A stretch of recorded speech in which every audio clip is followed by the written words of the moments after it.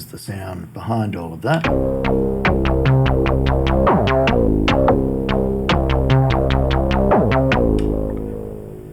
So a very thin and weedy little sound, really. So it's the Ultrawave that's making all the difference.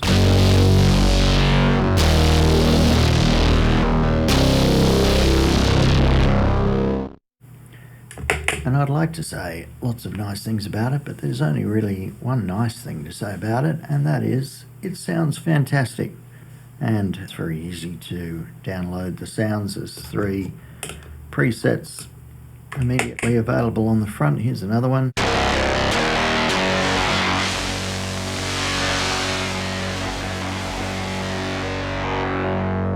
Well, who knows what the knobs are doing, and that's one of the things, because the labels on the knobs are completely meaningless, because you can make the knobs do whatever you like.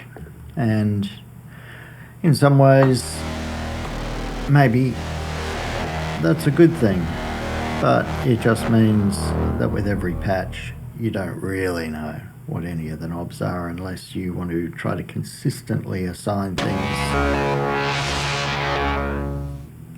from place to place. Well, now that would be the compressor kicking in. You hear that buzz.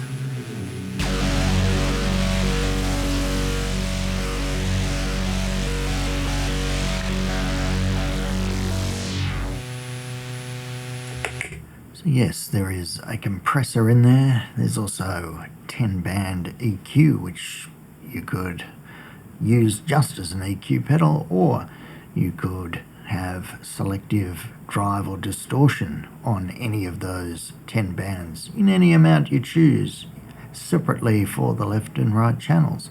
There's also tremolo. There's an LFO for the left and right channels. There is so much you can do with this pedal. There's so many different things you can make it into, which is lovely. Because if you don't want to go into editing, there is hundreds of presets that are very easy to download. Most of them user presets, which are highly appreciated. In fact, that preset number 1 is a slightly modified user preset.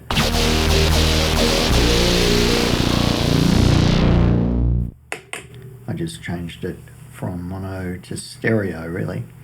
Now with this fantastic sound, do I love the Ultrawave? Well, no, not really, because I think all it really is a pretty inadequate hardware front end to a pretty average computer app. You can't even get a MIDI clock into this device. There's no tap tempo to control the modulation, and considering how important modulation is to the device, that's pretty disappointing. The only way to get that happening is if you buy their little extra Neuro hub, which buys you into the whole Source Audio farm of products. And then you've got another device that's hooked up to it, so yeah, it's all a bit of a mess. It really feels deliberately crippled into this. It's attractive, but pretty nondescript little box. So do I like the sound? Well, certainly yes, it's beautiful.